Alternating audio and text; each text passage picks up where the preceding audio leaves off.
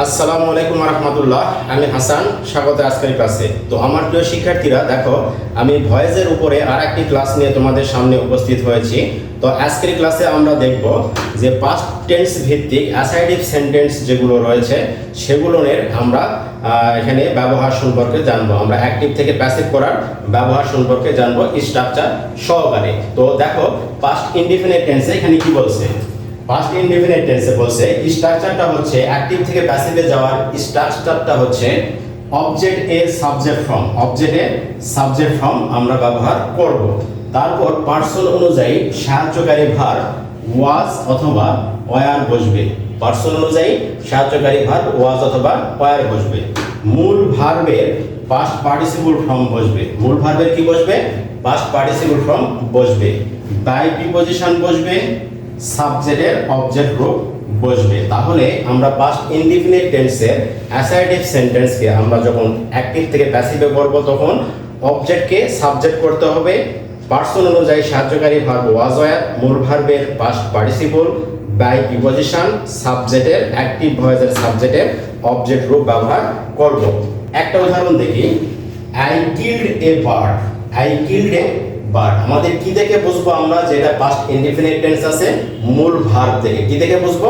মূল ভার্ব থেকে বুঝবো। তাহলে মূল ভার্ব যদি পাস্ট যদি থাকে বা ভি2 যদি থাকে, পাস্ট টেন্সে থাকে, তাহলে সেটা হবে কি? Past indefinite tense. তাহলে এখানে কি আছে?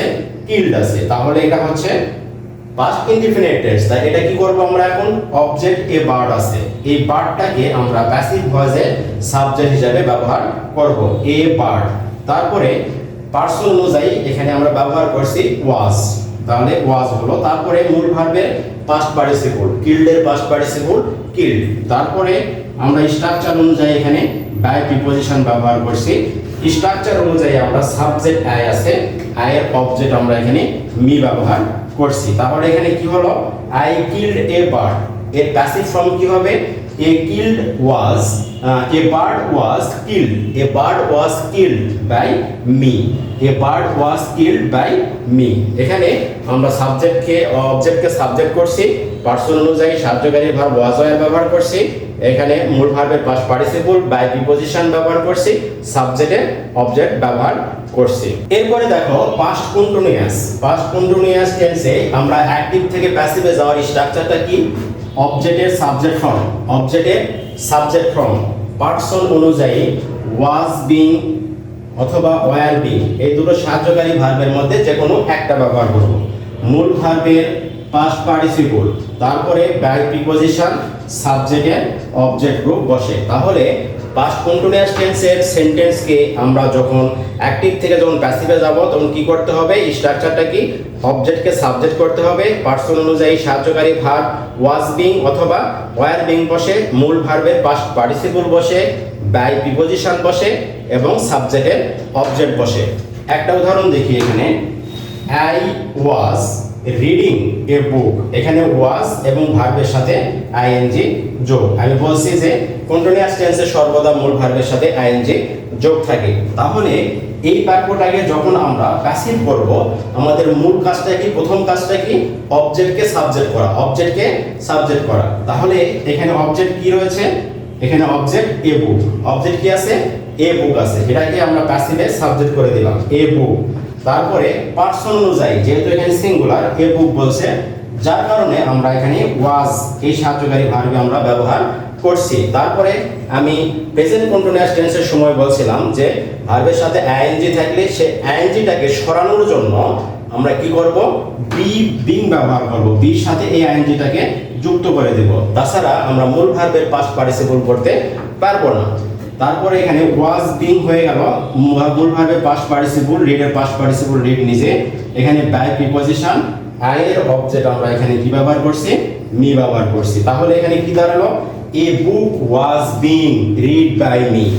এ book was being read by me. আমরা স্ট্রাকচার অনুযায়ী অবজেক্টকে সাবজেক্ট, পার্সন অনুযায়ী সাহায্যকারী ভার্ব, মূল ভার্বের পাস্ট পার্টিসিপল, বাই প্রিপজিশন, সাবজেক্টকে অবজেক্ট করে আমরা পাস্ট কন্টিনিউয়াস টেন্সের অ্যাক্টিভ ভয়েসকে আমরা প্যাসিভ ভয়েসে রূপান্তর করে দিলাম। এরপরে দেখো পাস্ট পারফেক্ট টেন্স।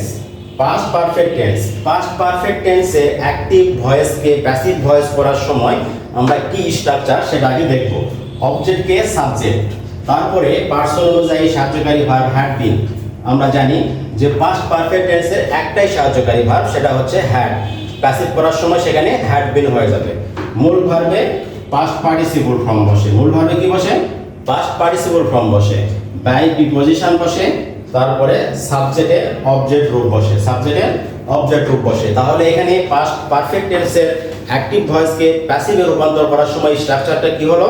অবজেক্টকে সাবজেক্ট করব আমরা, পার্সন অনুযায়ী সাহায্যকারী ভার্ব হ্যাড বিন ব্যবহার করব, মূল ভার্বের পাস্ট পার্টিসিপল ব্যবহার করব, বাই প্রিপজিশন ব্যবহার করব, অ্যাক্টিভ ভয়েসের সাবজেক্টকে অবজেক্টে রূপান্তর করব। একটা উদাহরণ দেখি, I had written the book. Perfect টেন্সে সবসময় মূল ভার্বের পাস্ট পার্টিসিপল থাকে, অ্যাক্টিভ ভয়েসেও মূল ভার্বের পাস্ট পার্টিসিপল থাকে পারফেক্ট টেন্সে। তাহলে এখানে হ্যাড আছে, এখানে রিটেন পাস্ট পার্টিসিপল আছে। তাহলে এটাকে যখনই আমরা প্যাসিভ করব তখনই প্রথম কাজ হচ্ছে অবজেক্টকে সাবজেক্ট করা। তাহলে অবজেক্ট কি আছে এখানে? দা বুক। এই দা বুকটাকে আমরা প্যাসিভ ভয়েসের সাবজেক্ট হিসেবে ব্যবহার করলাম, দা বুক। তারপরে একটাই সাহায্যকারী ভার্ব হ্যাড, এখানে আমরা প্যাসিভ করার সময় এ হ্যাড বিন ব্যবহার করব। সাবজেক্ট যে পার্সনই থাক না কেন, সিঙ্গুলার বা প্লুরাল যাই থাকুক না কেন, আমরা সর্বদা হ্যাড বিন ব্যবহার করব। তাহলে হ্যাড বিন ব্যবহার করছি। তারপরে মূল ভার্বের পাস্ট পার্টিসিপল অ্যাক্টিভে এখানে রিটেন আছে, এখানে আমরা রিটেন ব্যবহার করছি। তারপরে বাই প্রিপজিশন, আই আছে সাবজেক্ট, অ্যাক্টিভ ভয়েসে আমরা অবজেক্ট হিসেবে এখানে মি ব্যবহার করছি। তাহলে the book had been written by me, the book had been written by me. আমরা স্ট্রাকচার অনুযায়ী অবজেক্টকে সাবজেক্ট, পার্সন অনুযায়ী সাহায্যকারী ভার্ব, মূল ভার্বের পাস্ট পার্টিসিপল, বাই প্রিপজিশন আর সাবজেক্টকে অবজেক্ট করে আমরা প্যাসিভে রূপান্তর করে দিলাম। তোমার প্রিয় শিক্ষার্থীরা, আজকের ক্লাস এই পর্যন্তই থাকবে। তোমরা আমার এই ক্লাসটাকে লাইক, শেয়ার, কমেন্ট করবে এবং পরবর্তী ক্লাসটি পাওয়ার জন্য তোমরা অবশ্যই আমার পেজটাকে ফলো দিয়ে রাখবে। তোমরা ভালো থাকবে, সুস্থ থাকবে, সুন্দর থাকবে। আল্লাহ হাফেজ।